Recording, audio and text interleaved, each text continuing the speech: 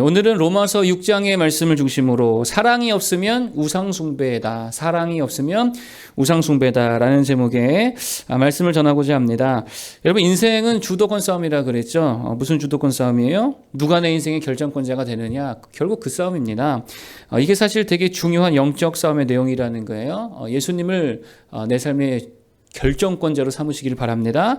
말씀이 결정권자가 되어야 될 줄로 믿습니다. 그래서 예수님이 다 결정하시고 하나님이 다 결정하시고 말씀이 다 결정하시는 그런 인생이 되어야 된다는 거예요. 이거를 로마서 5장은 은혜가 왕노릇하더라 이렇게 표현했어요. 은혜가 왕노릇하더라. 이게 바로 주도권에 대한 얘기거든요. 말씀이 주도권이 되고 예수님이 내 인생의 주도권을 가지시고 그렇게 살아가는 모든 성도 되기를 축복합니다. 자, 오늘 6장인데 6장의 내용은 뭐 이런 겁니다. 그러면 은혜가 왕노릇하는 그 인생에게는 어떤 변화들이 일어난다는 거예요. 근데 그 변화가 뭐냐? 그것들에 대해서 지금 이야기하고 있다는 거예요. 세 가지 정도를 이야기하는데 하나씩 좀 살피기 원합니다. 첫 번째는요, 자유롭게 된다는 거예요. 은혜가 왕노릇하고 예수님이 내 인생의 결정권자가 되고 예수님 믿는 사람들에게 나타나는 아주 중대한 변화가 있는데 그게 뭐냐? 자유라는 거예요. 예수 믿으면 자유케 될 줄을 믿습니다. 진리가 너희를 자유케 하리라 그랬잖아요. 그래서 6장에 되게 자주 나오는 표현이 있는데 종노릇이라는 표현입니다. 이건 자유와 대립되는 표현이죠. 자유를 사실 강조하고 있는 것입니다. 무슨 말이냐? 우리가 은혜 안에 거하기 전에 예수 믿기 전에는요, 죄의 종노릇하고 있었다는 거예요. 다르게 말하면 마귀의 종노릇하고 있었다. 뭐 이렇게도 말할 수 있겠죠. 자유가 없었다라는 것입니다. 그런데 이제는 예수 안에, 성령 안에, 말씀 안에, 그 은혜 안에 이제는 해방되고 자유케 되었다라고 하는 거예요. 뭐 그런 얘기죠. 자, 6절 한번 읽어보겠습니다. 자, 6절 읽어보겠습니다. 시작.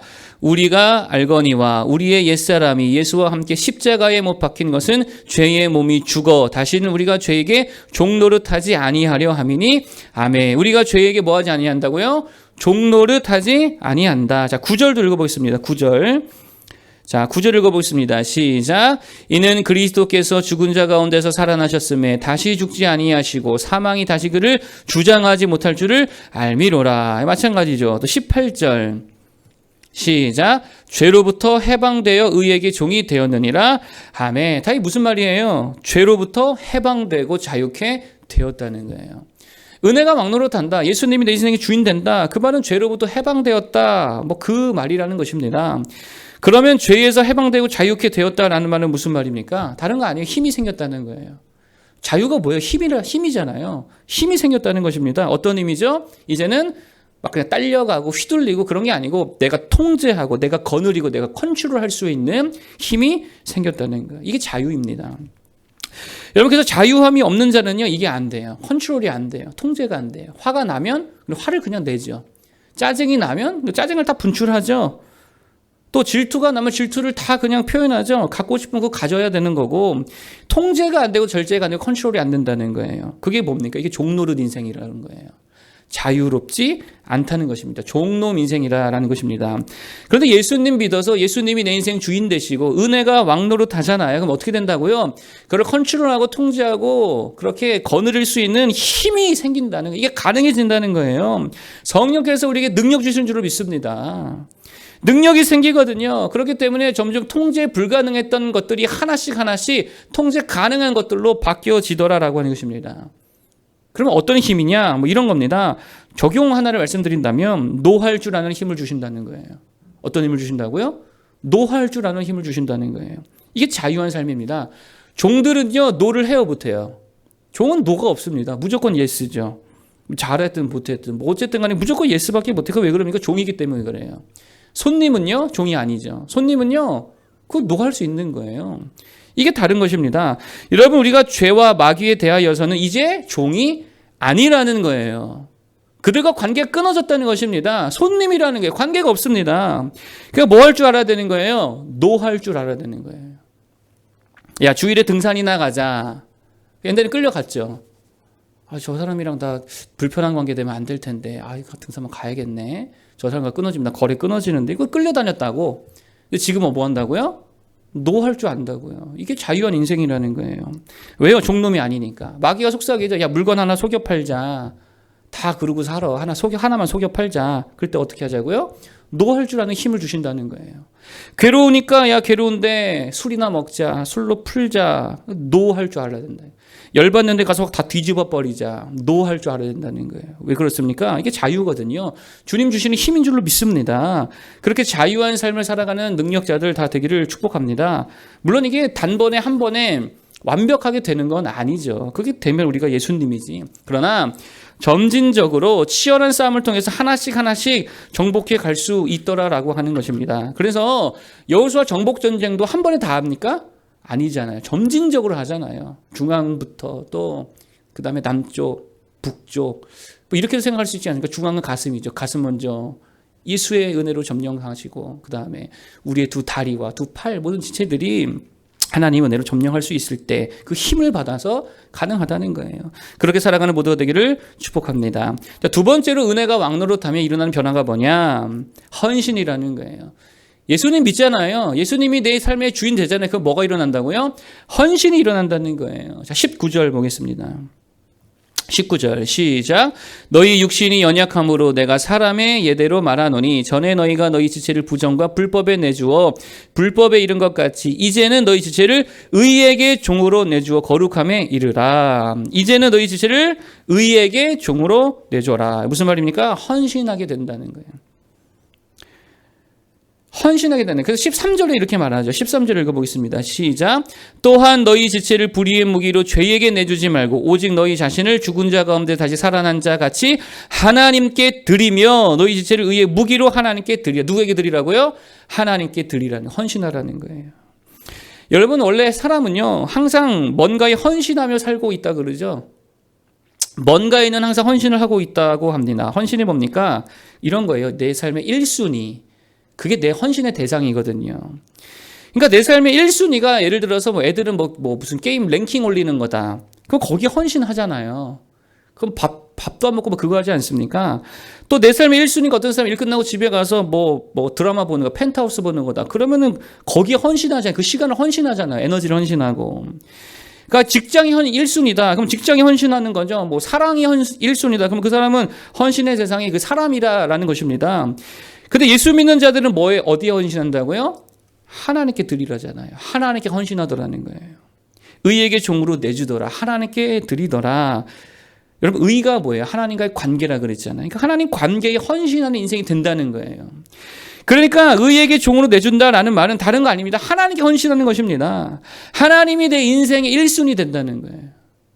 하나님이 내 인생의 1순위 된다는 거예요. 아니 나아가 영순위까지 되게 하신다. 이게 헌신이다라는 것입니다. 그래서 예수 잘 믿는다는 게 무슨 말입니까? 우선순위가 잘 정립되어 있다는 말이에요. 예수님 잘 믿는다는 말은 다른 거 아닙니다. 우선순위가 잘 정립되어 있다는 말이에요. 예배가 1순위가 돼야죠. 예배가 1순위가 돼야죠. 주일은 누구의 것입니까? 주님의 것인데. 내 거 아니라고요. 예배 안 드리고 어딜 가요? 그게 1순위. 언제나 1순위. 문제 터지면 뭐가 1순위? 기도가 1순위. 하나님과의 관계에 대한 헌신한 자이기 때문에 하나님께 맡게 될 거 아니에요. 돈보다 사명이, 내 꿈보다 하나님의 꿈이, 내 성격 드러내기보다 예수님의 성품 드러내는 것이 더 우선이 되어야 된다라는 것입니다. 그렇게 헌신해야 된다는 거예요. 자, 근데 여기서 문제가 뭡니까? 말 그대로 우리 문제는요, 늘 유혹이 있다는 거예요. 어떤 유혹이냐? 우선순위의 전복 현상이라고 하는 유혹이 있다는 거예요. 이 우선순위가 늘 뒤바뀌어 버립니다. 마귀의 강력한 유혹이죠. 그리고 우리에게 남아있는 옛 습관이 약간 그런 것들 아닙니까? 그래서 자꾸만 하나님과의 관계보다 이게 우선이 돼야 되는데 세상과의 관계, 사람과의 관계, 돈과의 관계가 자꾸 우선이 되더라는 거예요. 근데 이게 뭐라고요? 마귀의 유혹이라는 거예요.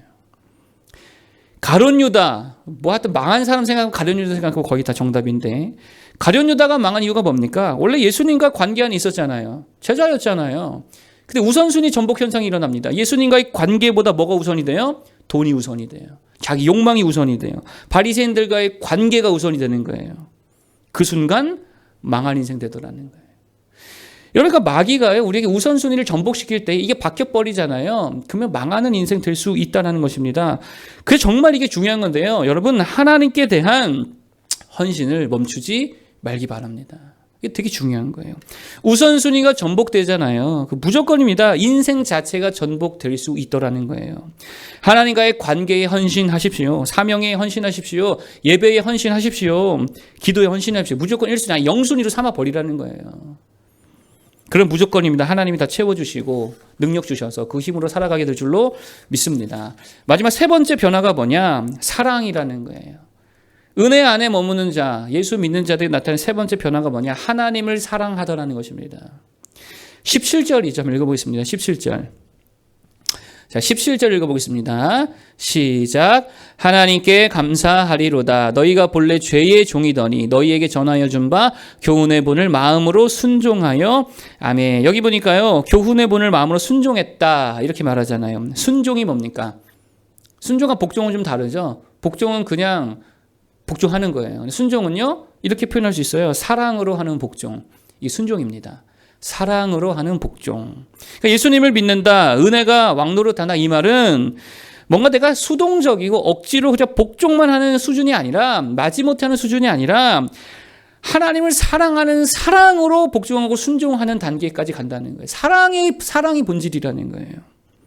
그러니까 뭡니까? 그냥 하나님이 너무 좋고 예수님이 너무 좋고 하나님을 너무 사랑하고 예수님을 너무 사랑하고 말씀을 너무 사랑해서 하는 복종. 그게 예수 믿는 자들에게 나타나는 변화라는 거예요. 여러분, 그래서요, 종교 생활과 신앙 생활의 차이가 뭐냐? 사랑의 감정이 있냐 없냐예요. 종교 생활, 그냥 단순한 종교 생활과 참 신앙 생활의 차이가 뭐냐? 하나님을 사랑하는 사랑의 감정이 있냐 없냐, 이 차이라는 것입니다. 종교 생활은 뭐예요? 사랑 없이 하는 거. 예배도 해요, 봉사도 해요, 선교도 해요, 뭐 다 해요. 뭐 전도도 하고 교회 일도 하고 뭐 때로는 말도 되게 잘 들어요. 다 해요. 근데 뭐가 없이 한다고요? 사랑 없이 하더라. 이게 뭐라고요? 그냥 종교생활, 알맹이 없는 껍데기 신앙생활이라는 거예요. 종교생활입니다. 그래서 이 모든 걸 사랑으로 한다. 예배도 사랑으로, 찬양도 막 사랑으로, 기도도 막 사랑으로, 전도도 사랑으로 한다. 그럼 이게 뭐라고요? 이게 진짜 하나님과 관계 안에 있는 참 신앙생활이라는 거예요. 생명이 있고 능력이 있고 기쁨이 있고 행복이 있는 진짜 신앙생활이 될 줄 믿습니다. 여러분, 모든 관계가 다 그렇잖아요. 인간 관계도 마찬가지 아닙니까? 사랑이 없이 부부의 의무만 있다, 책임만 있다. 이거 그냥 뭐 부부 생활이지 진짜 부부 관계가 아니라는 거예요.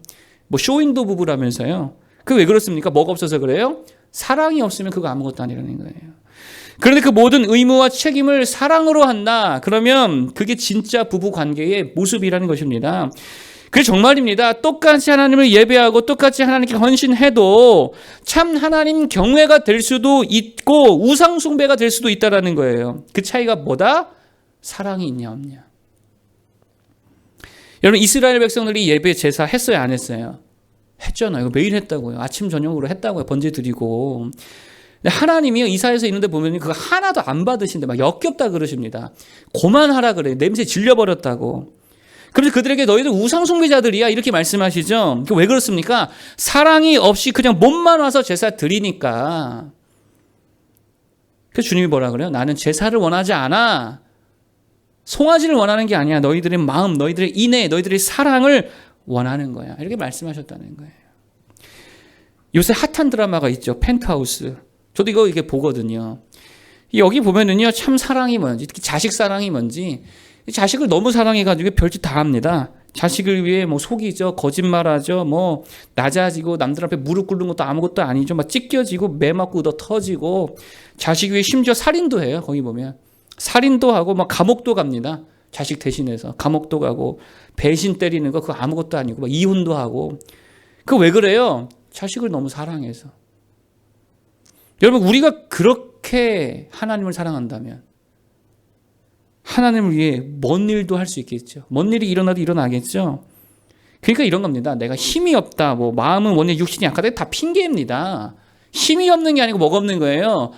사랑이 없는 거예요. 하나님을 사랑하기 바랍니다. 말씀을 사랑하기 바랍니다. 그래서 사랑으로 헌신하고 사랑으로 책임을 다하고 사랑으로 순종해야 된다는 거예요.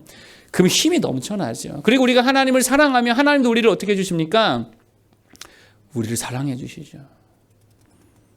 하나님이 나를 사랑해 주시면 어제 말씀드렸죠. 게임 오버라고. 하나님이 자신의 생명을 다 쏟아 부으시는 사랑을 우리를 사랑해 주신다면 안 될 게 뭐가 있어요. 그렇게 살아가야 될 줄 믿습니다. 아무 부족함이 없게 될 줄 믿습니다. 하나님을 사랑하기를 바라겠습니다. 자, 오늘 은혜가 왕노릇하면 일어나는 변화 세 가지 말씀드려요. 첫 번째 자유라 그랬어요. 자유케 된다. 힘이 생긴다 그랬습니다. 어떤 힘이냐? 노할 줄 아는 힘을 성령께서 부어줄 줄 믿습니다. 마귀에게, 죄에게, 세상에게 노할 줄 아는, 하나씩 노할 줄 알아서 점진적 성화를 이룰 수 있는 모든 자유인들 되기를 축복하고요. 두 번째, 헌신이 일어나더라. 헌신이 뭐예요? 우선순위라 그랬죠? 하나님과의 관계가 1순위 아니 나가 0순위가 될 수 있기를 바라겠습니다. 그래서 하나님께 온전히 헌신할 수 있는, 예배에 헌신하고 말씀에 헌신하고 기도 선교에 헌신하는 자를 되길 바라겠고, 마지막 사랑이 넘치는 자를 되길 축복합니다. 사랑 없이 하면 그거 우상숭배라 그랬어요. 사랑 없이 하면 우상숭배입니다. 사랑을 가지고 할 때에 뭐 하나를 해도 하나님 받으시는 예배가 될 줄로 믿습니다. 그게 진정한 신앙생활이라는 거예요. 내가 하나님 사랑하면 하나님도 나를 사랑해 주시겠죠. 그 하나님이 나를 사랑하면 어떤 것도 우리를 막을 수 없고 어떤 것도 부족함이 없을 줄로 믿습니다. 그렇게 주님 사랑하며 주님 사랑받으며 살아가는 모두 되기를 축복하겠습니다. 기도하겠습니다.